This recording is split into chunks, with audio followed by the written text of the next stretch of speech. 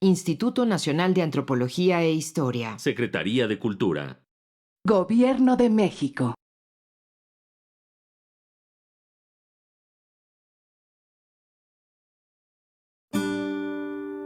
Su sustancia está hecha de evocación, recuerdo, rememoración y de lo que toma del porvenir. Porque es una parte fundamental de nuestra identidad.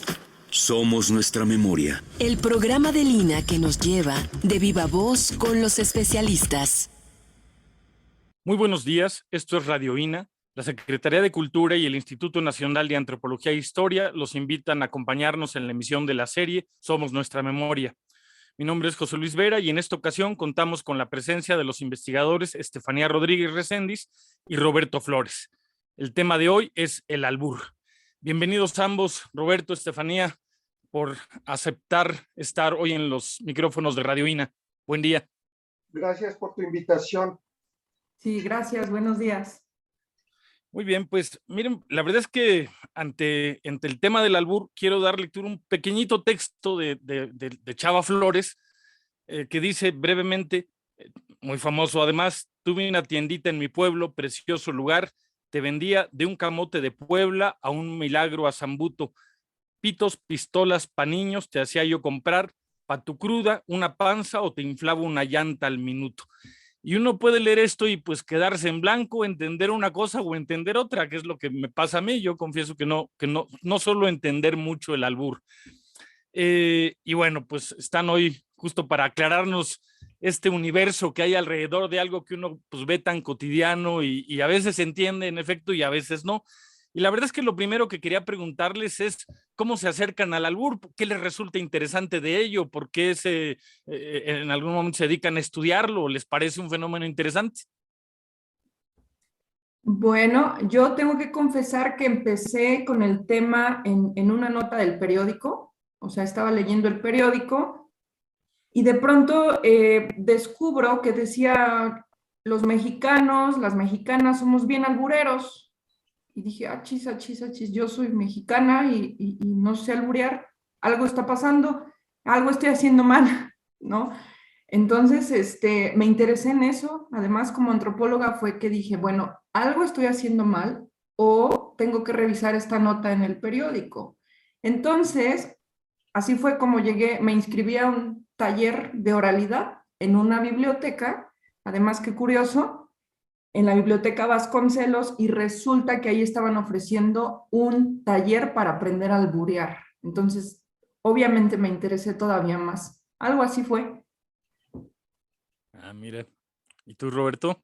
No, bueno, en realidad yo no he tenido mucho acercamiento al albur directamente. A mí me ha interesado más, digamos, uno practica el albur cuando está uno en secundaria, ¿verdad? Ahí es cuando empieza uno, ahí es, ¿no? Y luego, si la inmadurez da para eso, pues seguimos albureando a lo largo de la vida, ¿verdad? En distintas circunstancias. Pero no, a mí lo que me interesaba era y lo que me llamó la atención de la tesis de Karen, es que se trata, como diría Wittgenstein, de un juego de lenguaje. Y un juego de lenguaje que es, digamos, muy enigmático de cómo funciona, ¿no? Ya a lo mejor podemos ir desglosando eso más adelante, pero digamos, plantea muchas dificultades para entender.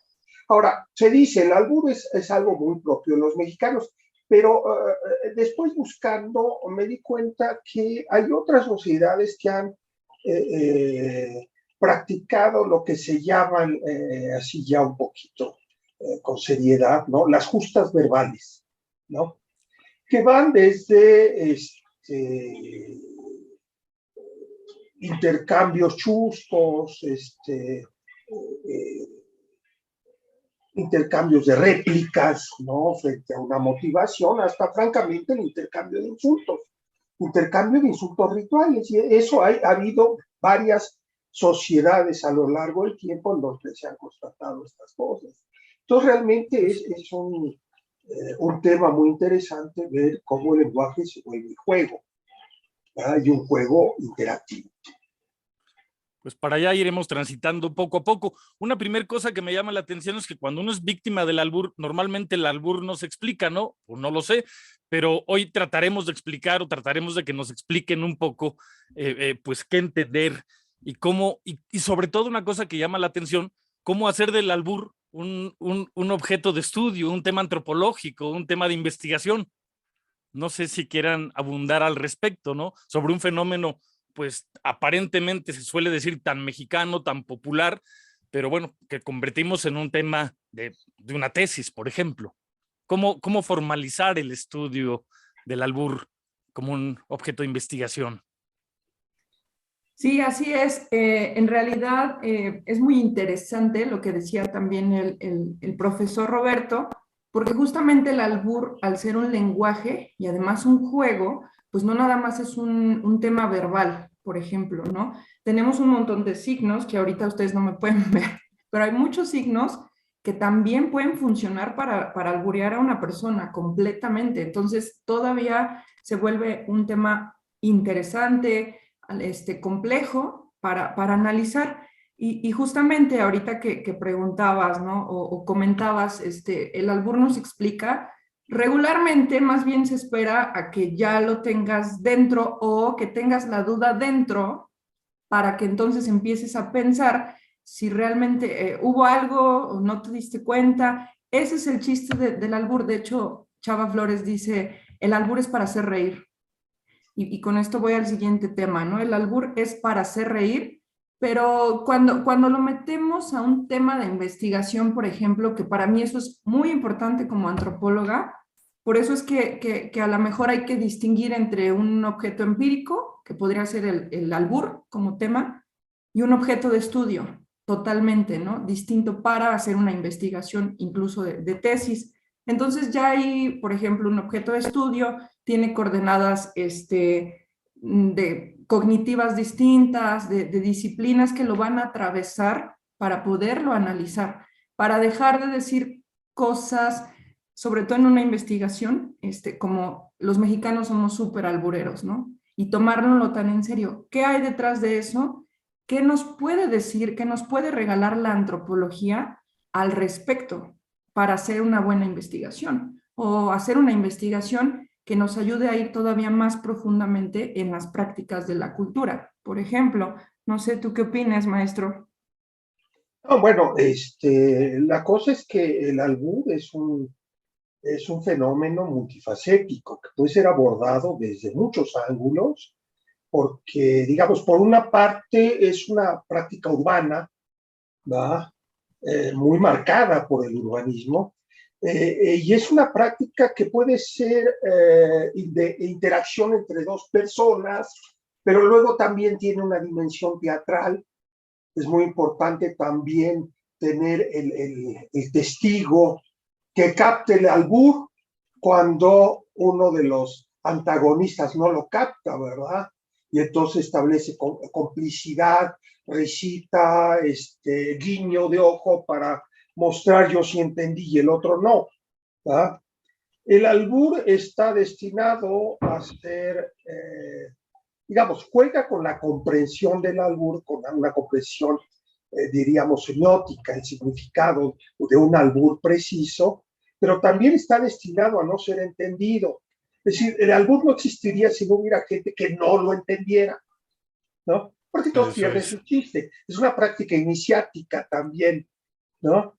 Por eso es tan importante que de repente en las secundarias se practique el albur. Es una manera de crear comunidad muy fuerte, ¿va? Claro. Y luego, bueno, están todos los aspectos que tienen que ver ya con el funcionamiento propiamente lingüístico, retórico, semiótico del albur, ¿cómo se llama?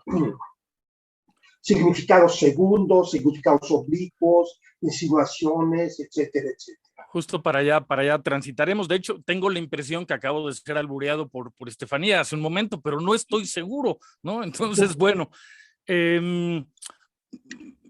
más o menos lo han empezado a caracterizar. Se ha dicho que es un fenómeno del lenguaje, aunque Estefanía ha mencionado que también hay albures gestuales o que tienen que ver con señales corporales. ¿Cómo definir al albur en términos generales? ¿Supone siempre un doble sentido? ¿Ese es lo característico del albur?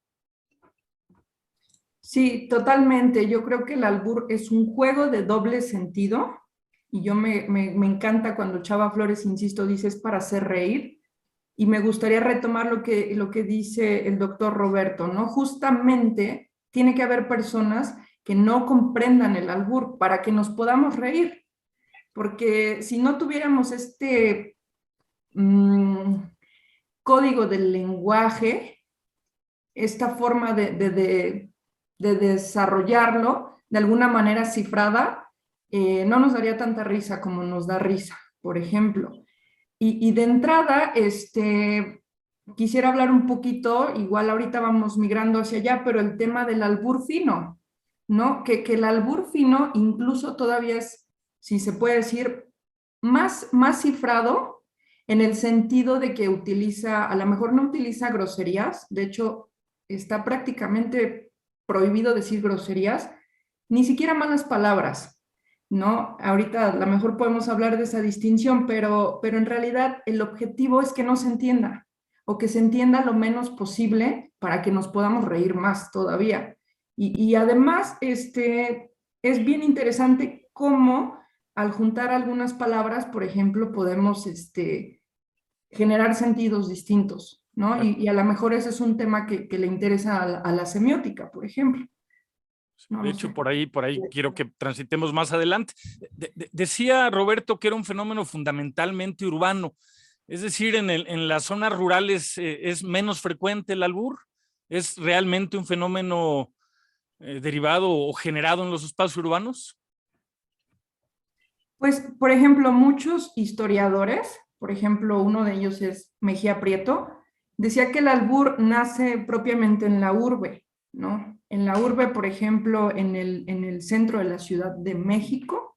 A mí me gusta mucho verlo desde ese punto de vista, porque si bien no es el único, al menos, por ejemplo, también en España, en otros lugares también hay marcas de esta forma verbal, pero por ejemplo, Mejía Prieto decía, bueno, es que el albur nace en la urbe porque a principios del siglo XX, porque se intentaba que las personas tuvieran una forma de entretenimiento, y no tuvieran forma de entretenimiento, sino en las veladas músico-literarias que las personas organizaban, las barriadas, se daban mucho estos juegos teatrales donde muchas veces estas formas de diversión suplían, por ejemplo, la imposibilidad de asistir al cine, ¿no? El cine era una cosa muy costosa y entonces en realidad igual ni se necesitaba, ¿no? Realmente era una forma de divertirse, pero sí al menos hasta donde yo he tocado, que después me enteré de otras formas muy buenas, que no solo están en la urbe, pero de entrada, sí podríamos decirlo por el tema de la sustitución de otras formas de diversión, por ejemplo. Esto es, oye, claro, uno ve los textos de Chava Flores, o recuerdo que los Olchimilcas tenían también alguna canción con albur. Entonces me surge la pregunta si lo normal en su expresión es que es algo que se improvisa, que es espontáneo, o que se prepara, o ambas cosas ocurren en el albur. ¿Es una manifestación espontánea, improvisada, o lleva su tiempo, vamos, no solo aprenderlo, ¿no? Sino ejercerlo, y además en uno de estos encuentros uno a uno, o con más personas, no lo sé, se da de modo improvisado?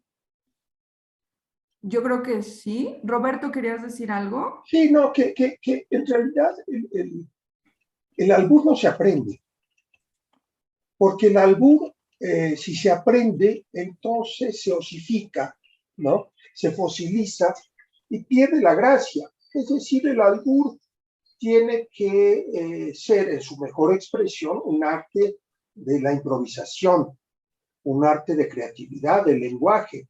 Es cierto que empezamos aprendiendo los albures, ¿no? Digamos, porque eso es lo más accesible y fácil para entrar en este universo alburero. El albur es el segundo sentido, el doble sentido, ¿no? Y como es un doble sentido, en realidad es un universo de sentido en el cual nosotros aparentemente no entramos hasta que nos ponemos en sintonía, por decirlo así. Y ese ponerse en sintonía requiere práctica. El albur no se aprende como tal, sino que se practica.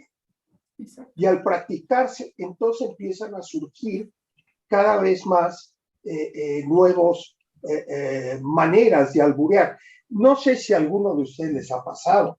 Es mucho de circunstancia.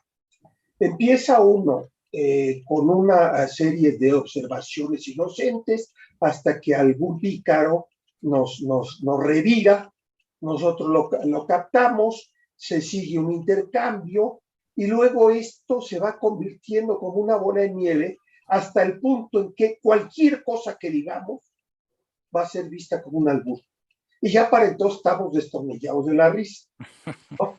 Es decir, ese desternillarse, perdón, dije esto, desternillarse la risa es la marca de que estamos en pleno universo alburero, ¿no?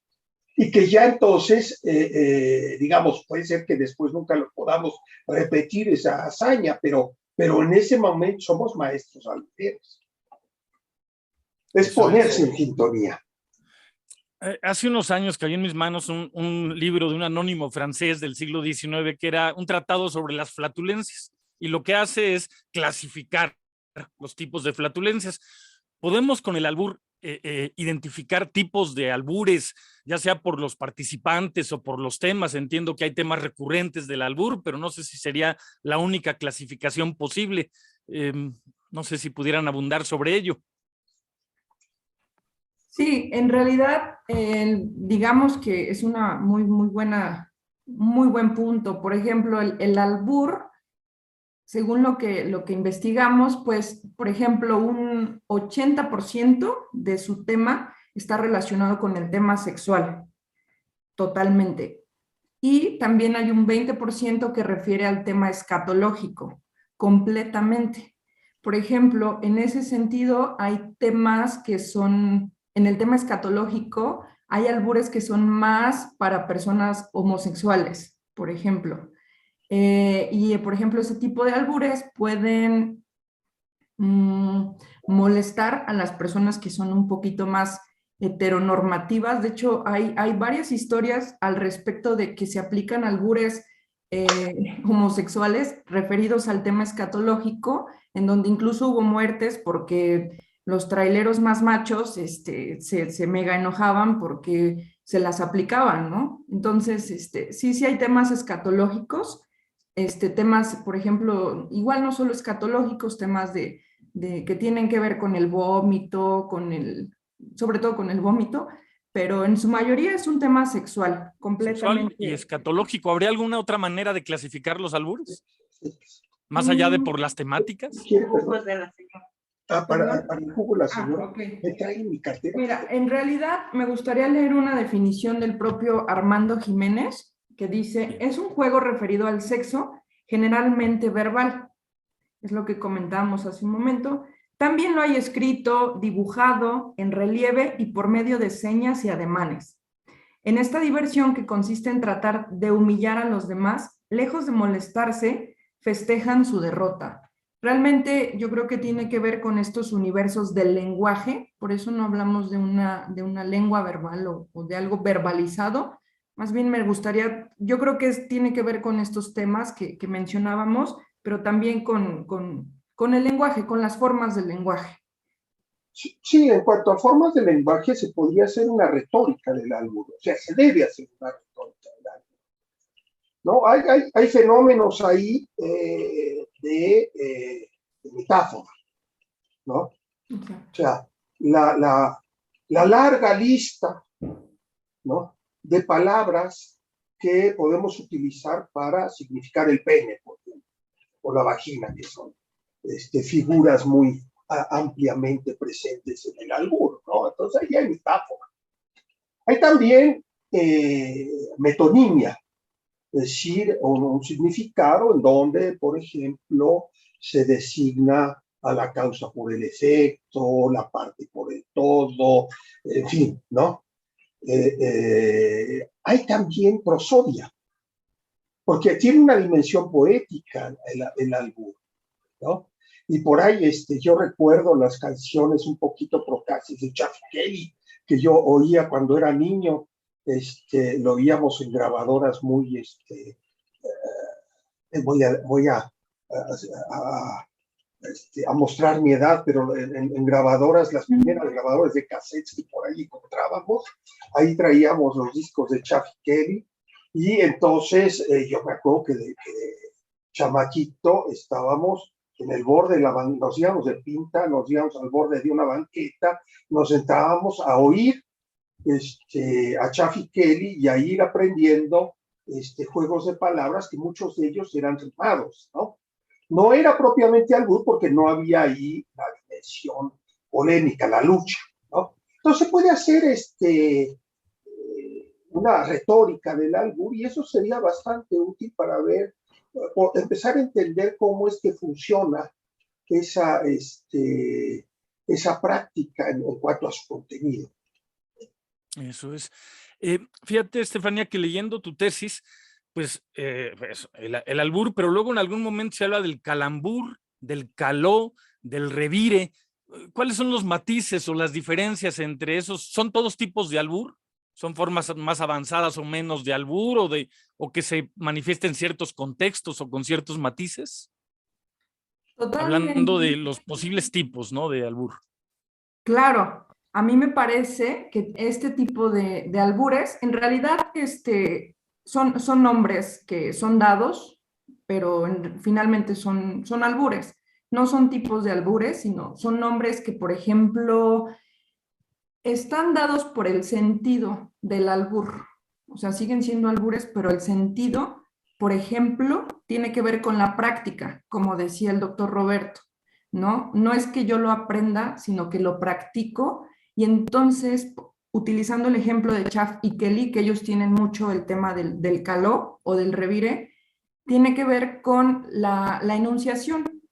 O sea, tal vez no hay una lucha de albures, no estoy luchando con otro para alburearlo, sino estoy soltando albures a forma de caló o hablo con un lenguaje en caló, por ejemplo, ¿no? Un lenguaje en caló que yo puedo ir al mercado, de hecho son muchos de los audios que tienen Chaff y Kelly, y estarme albureando a la persona que vende,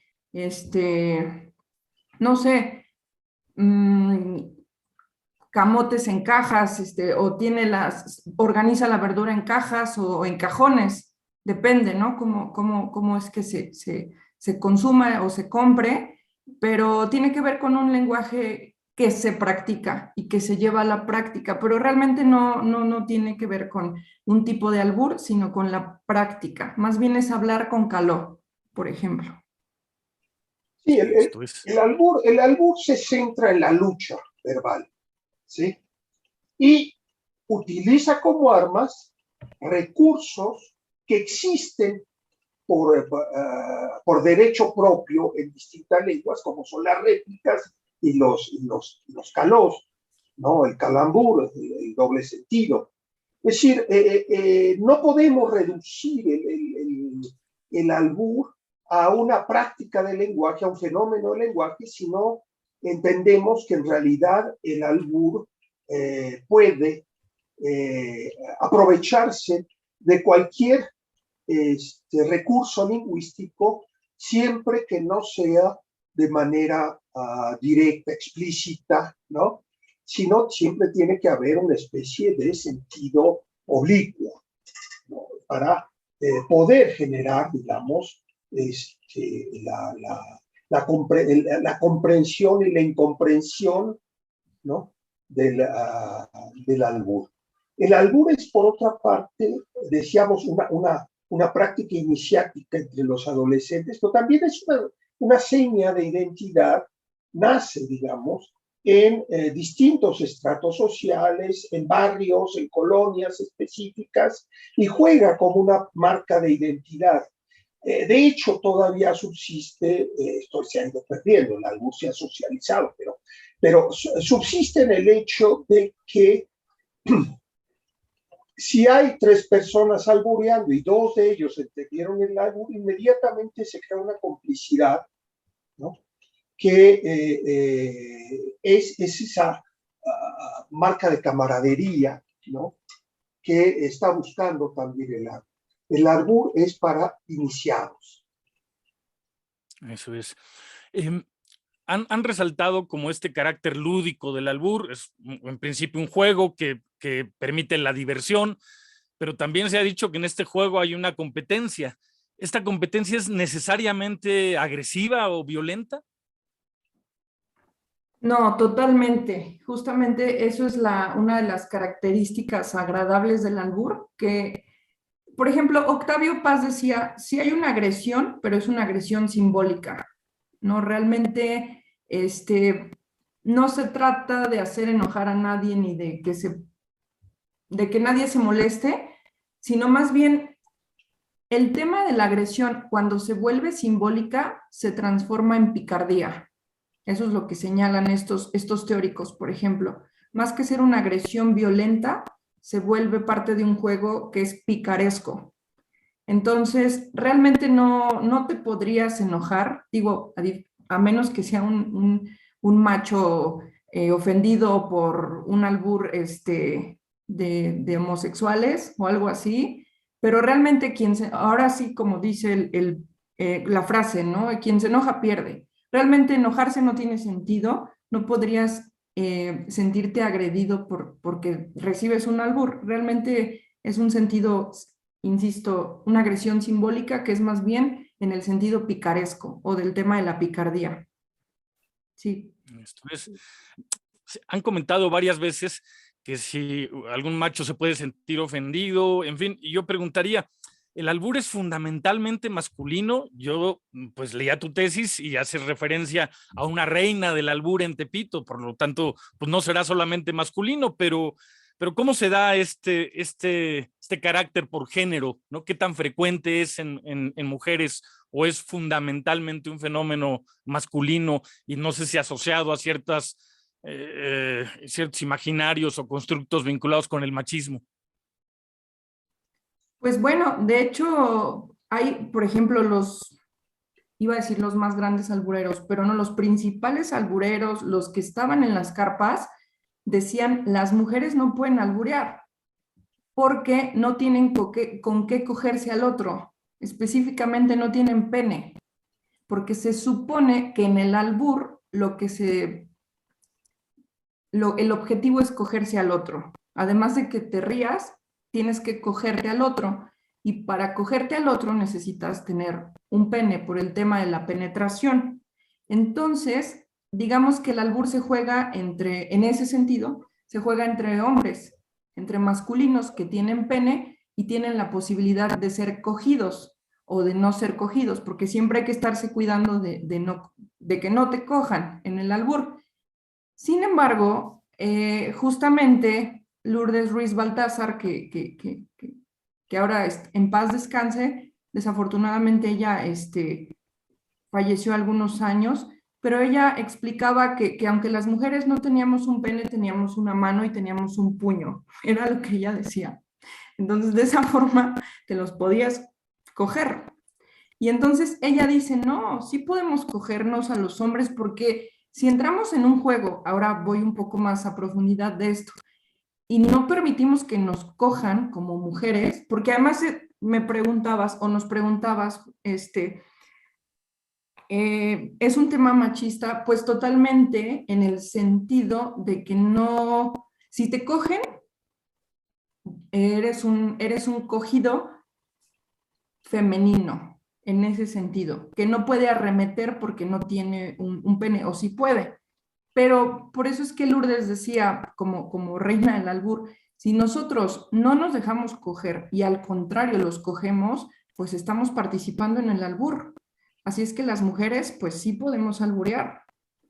Ahí cambia un poco el sentido de la enunciación. ¿Tú qué opinas? Y solo por aclarar este puntito, ¿se puede alburear? O sea, ¿es frecuente el albur entre mujeres o entre mujeres y hombres? Entre hombres y hombres, bueno, parece evidente, pero ¿son frecuentes los albures o las interacciones hombre y mujer? Y si es así, ¿cómo se da?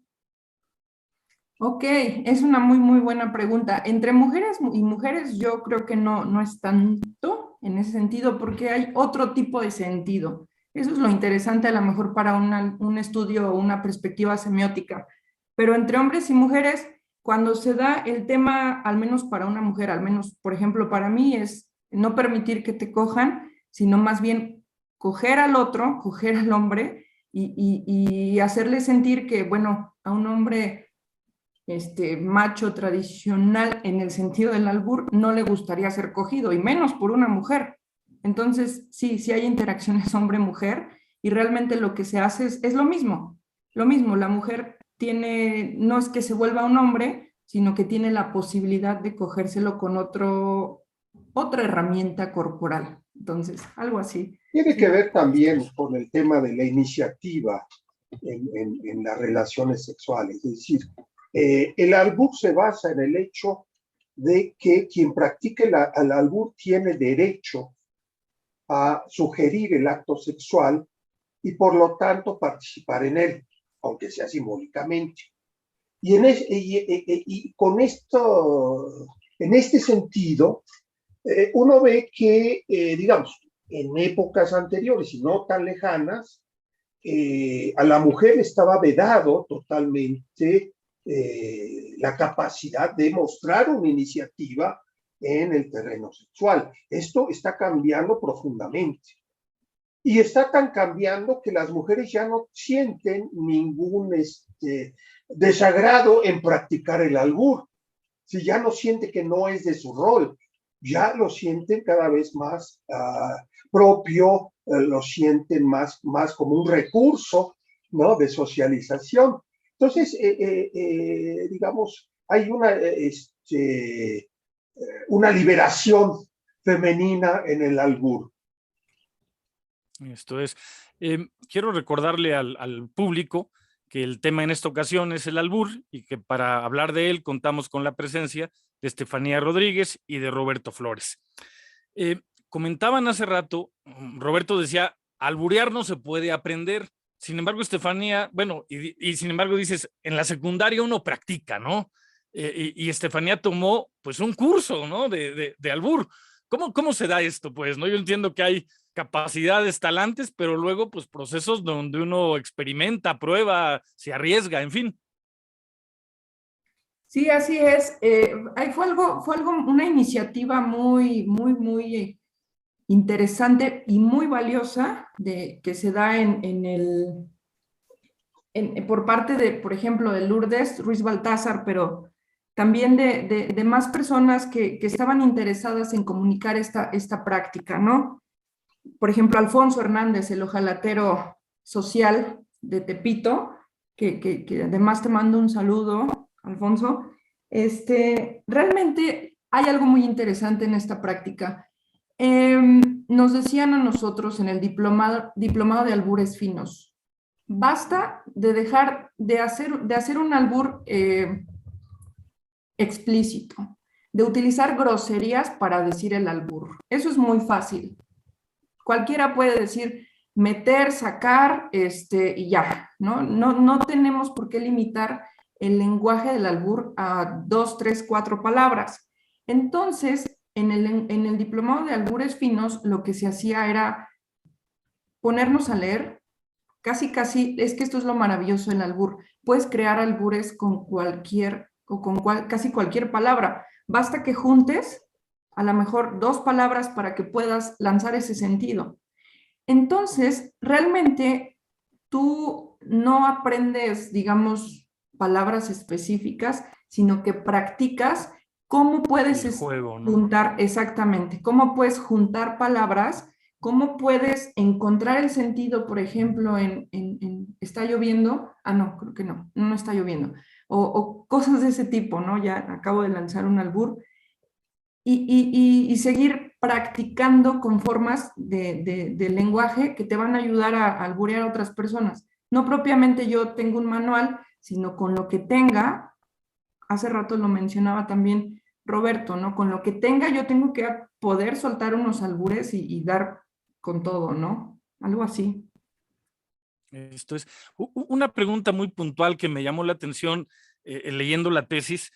Uno a veces coloquialmente utiliza la palabra albur para otros términos, como vinculados al azar o a lo aleatorio, ¿no? Me juego el albur o esto es un albur. ¿Hay alguna relación entre el albur como este juego de doble sentido o con esta otra acepción vinculada al azar y lo aleatorio? Mira, ahí sí voy a tomar la palabra primero. En realidad es todo un misterio. ¿Por qué al albur se le llama albur? La etimología de albur es muy incierta. Por ahí hay quien menciona que albur era el nombre de un pez en árabe y que de ahí fue adquiriendo otros sentidos.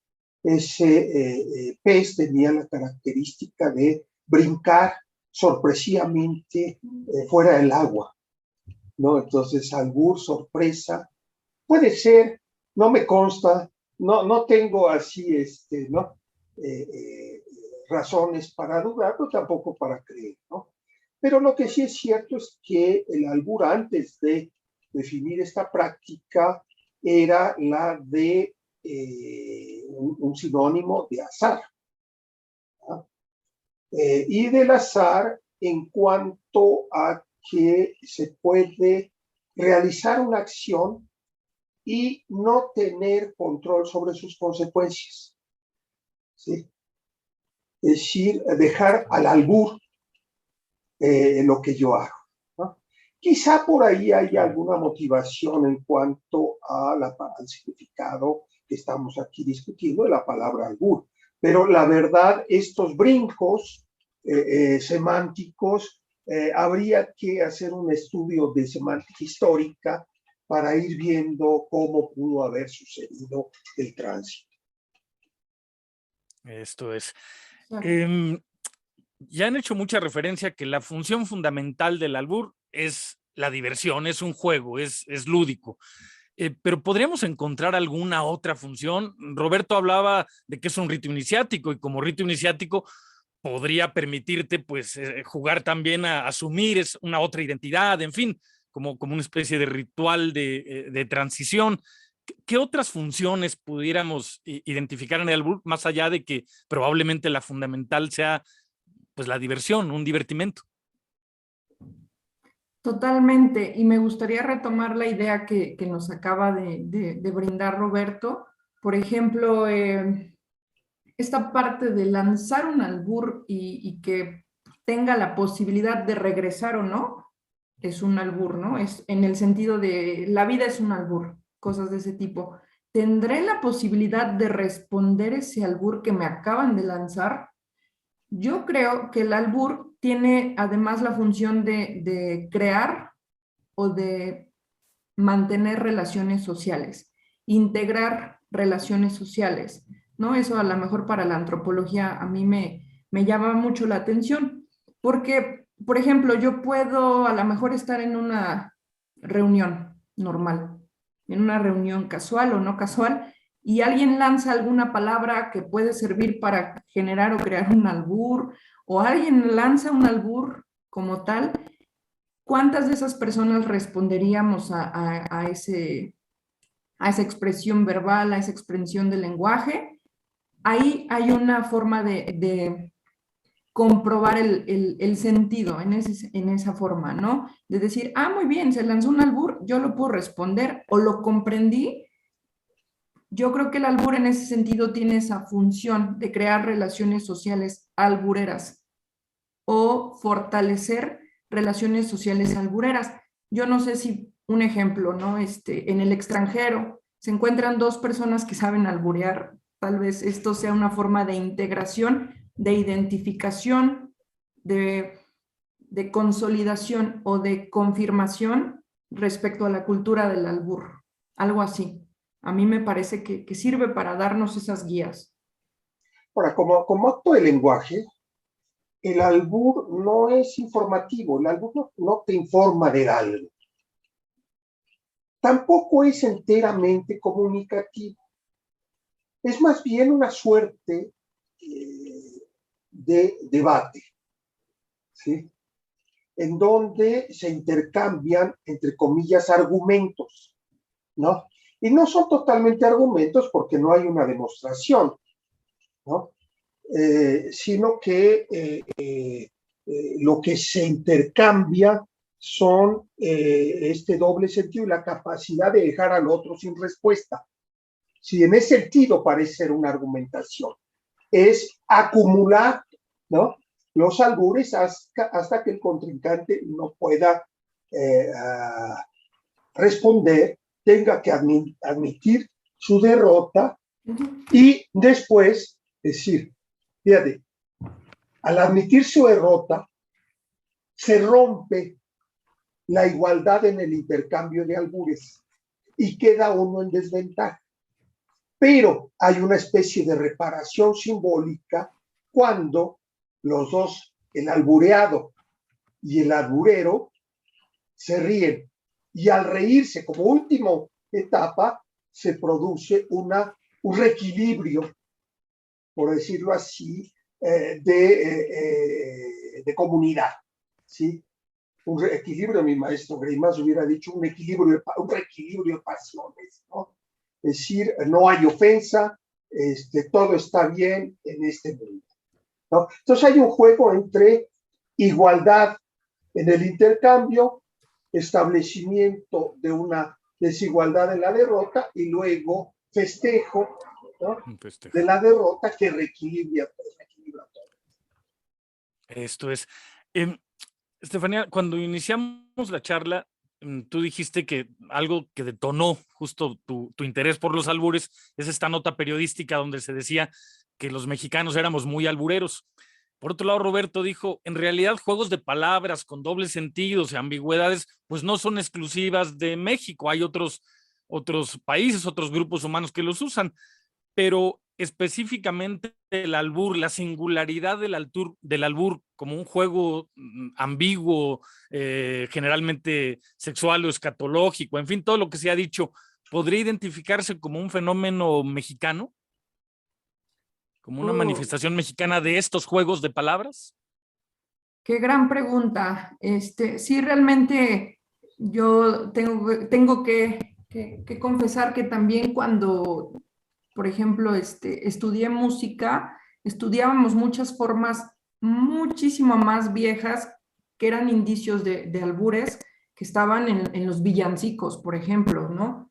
En otros países. Entonces, realmente no es que sea propio de los mexicanos o de México, sino que realmente algo que a mí me interesó, por lo que llamó la atención esta nota periodística, en mí fue que, al menos para mí, la antropología tenía que tomarse en serio, o el trabajo que hacemos las antropólogas.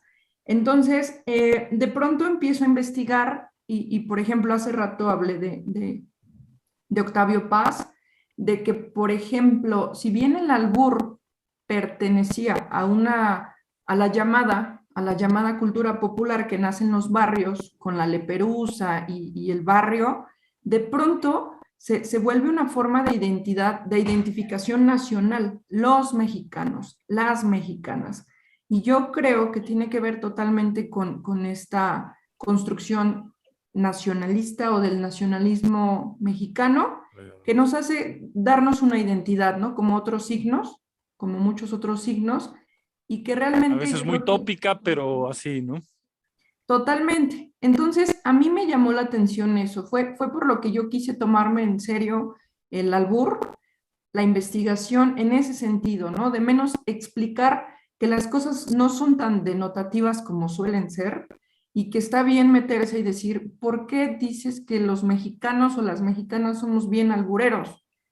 ¿Qué pasa? ¿Qué está pasando? ¿Qué hay que explicar que en ese sentido? Entonces yo creo que más bien vamos por ahí.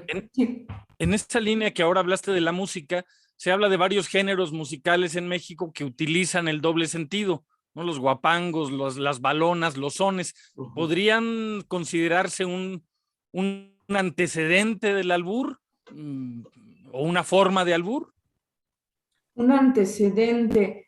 Yo tendría ya en forma muy, muy formal, tendría que revisar esas fuentes. Digo, como músico, además, no me atrevería ahorita a responderlo así tal cual, ¿no? Pero sí es bien interesante cómo hay un montón de formas de lenguaje que no propiamente no inician a inicios del siglo XX, ¿no? Ajá. Sí, hay una práctica que aparece en las películas mexicanas de los años 40, que es la lucha de mariachis, el enfrentamiento de dos mariachis que están improvisando sobre un mismo son y que también tiene, digamos, cumple con todas las características de un juego de albures. Es mucho más velado la connotación sexual, pero quizá también debido a que eran formas ya institucionalizadas de comunicación, las del cine, ¿no? También el albur es, por así decirlo, clandestino, ¿ah? No se publicita, pero digamos, cualquiera que recuerde esas películas rancheras va a reconocer ahí realmente un intercambio alburero. Oye, tal vez la más célebre, pues Infante y Negrete, Jorge Claro. Bueno y Pedro el Malo, o al revés, no recuerdo, sí. todo el mundo lo tiene en la Sí, memoria, todo el mundo ¿no? lo tiene, claro. Sí. En fin, estamos planteando un poco el problema de los orígenes, ¿no? Y yo me pregunto, ¿cuándo nace el albur? Estefanía habló mucho del momento de transición del nacionalismo mexicano, ¿no? Sin embargo, en la tesis se hace referencia a antecedentes mucho más remotos que se van hasta la colonia, ¿no? ¿Es posible rastrearlo? ¿Qué tan antiguo pudiera ser? No, mira, yo no sé si Estefanía ha profundizado en el tema, yo no, pero me acuerdo de esos versos, creo que de Quevedo, ¿no? De entre el clavel y la rosa, su majestad escoja, ¿no? Digamos, tiene orígenes en la picaresca española, ¿no?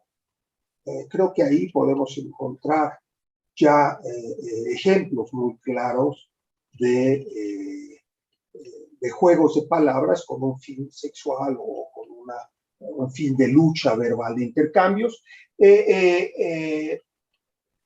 Lo que pasa es que eran prácticas orales, ¿no? Eran prácticas de la oralidad. O sea, el albur no se escribe, ¿no? Se puede registrar como se registra un momento de la vida, como grabamos un juego de fútbol, pero digamos es dejar constancia del momento, no tiene el valor de lo escrito, tiene que tener su vigencia. Y en ese sentido, pues es muy difícil rastrear el origen del albur porque no hay constancia realmente de esta práctica.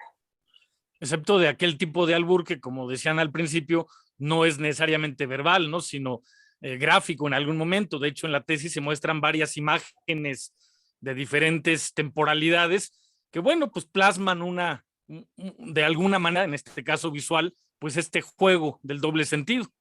Sí. Sí, así es. En realidad, por ejemplo, hay varias personas, hay varias teóricas, por ejemplo, Magdalena Mondragón, ¿no? Este libro de 1973, que igual como menciona el doctor Roberto, ¿no? Tiene más bien, si bien hace referencia al tema de la Nueva España, en estas batallas entre indios y mestizos, por ejemplo, más bien tiene que ver con, a lo mucho que ella menciona son los pasquines, ¿no? Los pequeños letreros que luego ahí encontraban en algunas paredes, pero realmente tiene que ver más desde lo que se ha podido investigar, al menos también en esta tesis, con el tema de la oralidad, ¿no? Y sobre todo en esos momentos históricos, sí. Sí. En el albur se conjugan dos cosas, la justa verbal y el doble sentido. ¿Sí? Ya dijimos, hay justas verbales de muchos tipos. El doble sentido, bueno, también prevalece, pero también hay que ver que el origen del doble sentido específico, como se está empleando en el albur, tiene que ver también con la presencia de lenguajes secretos, calós, jergas de comunidades, de oficios, etcétera, etcétera, ¿no? Es decir, es una suerte de comunicación secreta que solo es accesible a los entendidos, ¿no? Y una cosa interesante en el tema y que se ha hecho referencia, pues es la estrecha relación entre el albur y la cultura donde se gesta, ¿no? Y específicamente, pues esto permite entender cómo esto hunde sus raíces en la cultura popular. ¿Podríamos hablar de una relación entre albur y la clase social? Es decir, mi pregunta es, así como se decía, los ricos también lloran, ¿los ricos también alburean? Ay, ay, ay. Pues mira, a mí me parece totalmente que justamente el albur, si bien nace como parte de un lenguaje cifrado y además, ya en este sentido, como parte de un discurso no oficial, ¿no? Un discurso no oficializado. Entonces, cuando pasa a ser parte de una distinción identitaria nacional, se vuelve parte de este discurso oficial. Sin embargo, aunque tiene esta característica, yo creo que sigue siendo o puede ser mal visto por el tema de su origen. Yo creo, no sé qué opinas tú, Roberto. A mí me No, parece bueno, un tema. sí, Sí. el albur parece, pero yo digo parece limitarse a ciertas clases sociales, ¿no? Pero en realidad el albur es democrático, o sea, es accesible a todo el mundo puede practicar el albur y todo el mundo lo practica.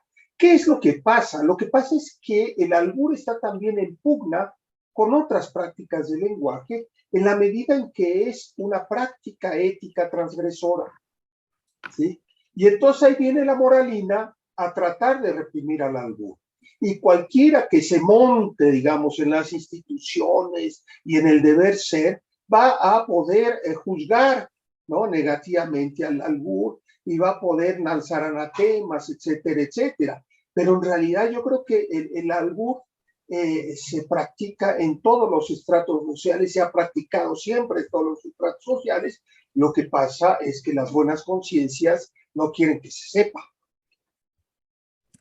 Totalmente. Entonces, justamente para redondear un poco esto, o sea, realmente algo que pasa en el albur es justamente violar o transgreder el interdicto, ¿no? Lo simbólicamente correcto, lo simbólicamente posible. Por ejemplo, hay varios autores que dicen, bueno, es que no hay groserías, sino malas palabras. O sea, hablar de decir caca es violar o transgredir de forma simbólica el orden simbólico de la cultura. Entonces, siempre que se viole eso, pues siempre va a haber vergüenza, siempre va a haber una suerte de cuidar el prestigio, ¿no? Pero sí me encantó esto que dijo Roberto, el albur es democrático. Y a propósito de algo que dijo Roberto al principio de la charla, decías que tenía un cierto carácter teatral, que es, además de este juego de palabras, es una especie de puesta en escena. No sé si pudieras abundar sobre ello, porque eso le da un carácter no solo divertido, sino casi de espectáculo, ¿no? Roberto. Bueno, no, lo que pasa es que, mira, yo ligaría el albur con una gama de prácticas sociales que pueden parecer muy lejanas al propio albur, pero me recuerda a Lévi-Strauss en su análisis de la eficacia simbólica, es decir, de la cura chamánica. Y una de las características que me parece que han sido dejado de lado en el análisis de las prácticas simbólicas de la cura es que como sucede con el albur, la práctica chamánica requiere de los testigos de la cura. Es decir, tiene que haber una comunidad que sea capaz de crear la catarsis, que es lo que va a sanar, ¿sí? Es decir, siempre tiene que haber un tercero juego, que es el observador. Y ese observador juega un papel esencial porque es el que produce el sentido de la comunidad.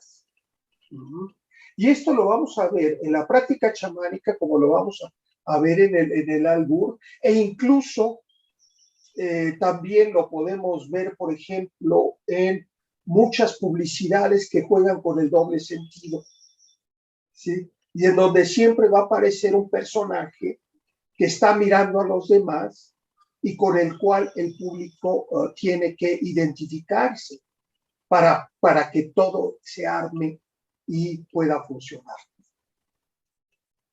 Esto es.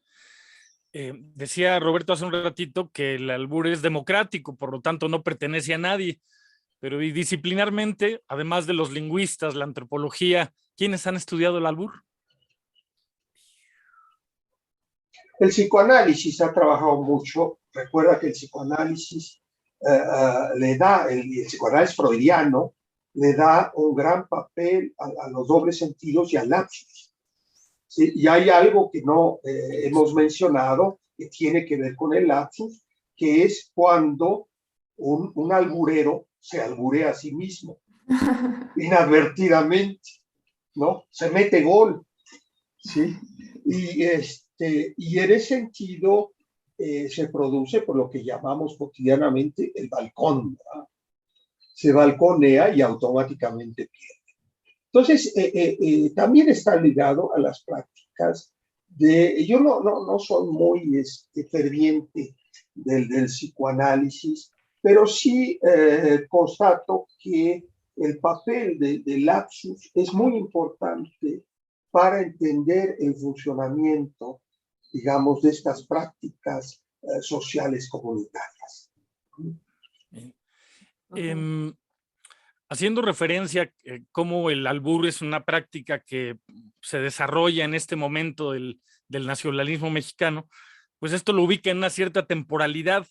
¿Es posible rastrear alguna transformación del albur en los últimos tiempos? Es decir, ahora en tiempos de las redes sociales, del internet, no sé, en fin, ¿es posible asumir que hay cambios? Y si hay cambios, fundamentalmente, ¿cómo los podríamos caracterizar? Pues es una pregunta muy valiosa también. Por ejemplo, yo creo que un punto importante, al menos para ahorita empezar a hablar de este rastreo, ¿no? Es la publicación de Picardía Mexicana de Armando Jiménez, que ha sido uno de los libros más reeditados en América Latina. O sea, yo creo que a partir de ahí empieza a darse esta institucionalización o mejor dicho, la oficialización de la picardía mexicana, ¿no? De la llamada picardía mexicana. Por ejemplo, otro evento, me parece que fue en 1992, fue el primer concurso de albures en la Ciudad de México, que fue en el Museo... no recuerdo el museo exactamente para no decir una falacia, pero fue una forma institucionalizada de premiar un concurso de albures, ¿no? Eso fue a principios de los 90s, luego empezó a socializarse más con los diplomados que se empezaron a dar en varias partes, o incluso a verse un poquito menos mal el albur, ¿no? A lo mejor ahorita podríamos hablar de ese doble sentido, no lo sé, en los memes, en cosas que vemos todo el tiempo, Sí. que son parte de cosas cotidianas que vemos. Sí. Hay que recordar que el albur nace como una práctica clandestina, sectaria, y por lo tanto limitada a cierto tipo de practicantes. Pero inmediatamente el albur es aprovechado como un instrumento, ¿no?, por parte de los cómicos de carpa, ¿no? Y son los cómicos de carpa los que dan a conocer, digamos, a todo el resto de la sociedad la existencia de esta práctica y al darlo a conocer empiezan a desvirtuar. Porque con el cómico de carpa lo que él pretendía era rebasar, digamos, una censura que había muy fuerte en ese momento y poder expresar una serie de críticas sociales. Bueno, sí, pero eso no era una práctica de intercambio alburero, eso era una dimensión unívoca de transmisión, ¿no? De comunicación. Entonces ahí se empieza a desvirtuar. El albur se socializa, se confunde con el doble sentido, etcétera, etcétera, pero también empieza a suceder otra cosa. Todo lo que era el discurso sobre el buen hablar, sobre la pureza del lenguaje, empieza a perder fuerza, ¿no? Y las prácticas del lenguaje, que no solamente el albur, sino las groserías, los temas de los cuales no se hablaban, etcétera, etcétera, los versos subversivos, todo eso, empiezan a perder su filo al ser más públicos, al ser practicados por mayor número de personas, a tal punto que en la actualidad pues ya nadie se ofende por muchas cosas. Es decir, uno puede ver estos letras de reggaetones o de músicos de rap y todo eso, y son cosas que hace un tiempo no se hubieran podido decir, ¿no? Empiezan a aparecer la música de narcos, ¿no? Los narcocorridos, todo eso. Entonces, la contundencia del albur o el filo del albur pierde sentido. Sigue siendo vigente porque es una práctica muy fina, ¿sí? Es decir, es en la finura del albur donde reside su salvación, no en los temas transgresores que ya no existen. Bueno, pues ya se ve que es un tema gigantesco en realidad, y bueno, una hora es siempre poco tiempo, pero no sé si hay alguna cosa, seguramente 1000 quedan pendientes que quisieran agregar o algún albur que quisieran ejercer. A mí me gustó esto, que me gustaría también un poco cerrar con esto. Hace rato nos preguntaba sobre la función del albur. Bueno, tal vez esta parte si bien dice Roberto, ¿no? Y yo estoy de acuerdo, hay otras formas que transgreden el sentido y las buenas costumbres en ese sentido. El albur tal vez nos regala esa forma de mantener, bueno, de traducir ese doble sentido, encontrarlo de forma más sencilla, y también nos permite seguirlo sofisticando, ¿no? Con algunas palabras ahí encubiertas. Si Roberto no quiere agregar más, a mí me gustaría decirles algunas adivinanzas. Adelante, adelante. Venga. Ahora que estamos en tiempos muy productivos y cosas así súper digitales, les quisiera preguntar si ustedes saben cuál es el pájaro más productivo. ¿No? Porque hay diferentes tipos de pájaros, ¿no? Pero el pájaro más productivo, pues es el pájaro que bueno, además de huevos, te da leche a gotas, pero no se le puede pedir más que eso. Ese es el pájaro más productivo. También en este mundo digital quiero preguntarles cuál es el pájaro electrónico. Adelante. Y además bueno, es el pájaro que es tan inteligente que puede pasarse el día entero computa y computa. Entonces, bueno, ¿y cuál es el pájaro más miedoso? ¿Ustedes saben? ¿No? Es el pajarito que temió cuando le diste asilo. Oye, una pregunta. Para la gente que vea el programa y que se interese en el tema y quiera profundizar un poquito, algunos libros que consideres fundamentales o algún texto fundamental, tu propia tesis está disponible en línea, en fin, ¿qué podrían sugerir como textos para que quien quiera profundizar lo pueda hacer? De entrada, Picardía Mexicana, incluso hay la nueva Picardía Mexicana que salió 10 años después. Esos son libros de cajón, y hay unos libros que son todavía más difíciles de encontrar, pero son buenísimos, como El Coyote Cojo de las Nalgas Pintas. Ese es un ejemplazo de albures finos. Está muy cañón. Hay muchos libros, por ejemplo, pero Picardía Mexicana es una buena forma de iniciarse. No sé, Roberto. No, yo no soy especialista en albur, tú eres especialista, yo nada más serví aquí de patiño.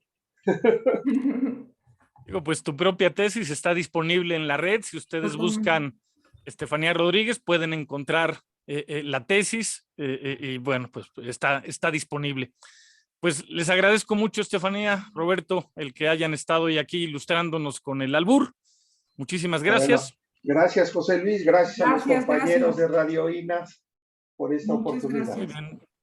Pues así, José Luis Vera, a nombre de Radio INA, doy por terminada esta emisión que fue posible por la generosa participación de Estefanía Rodríguez Recendis y Roberto Flores. Gracias a nuestros escuchas por su atención. Les sugerimos consultar más de nuestra producción a través de radio.ina.gov.mx, INA con H, y de nuestras distintas plataformas digitales en YouTube y Spotify.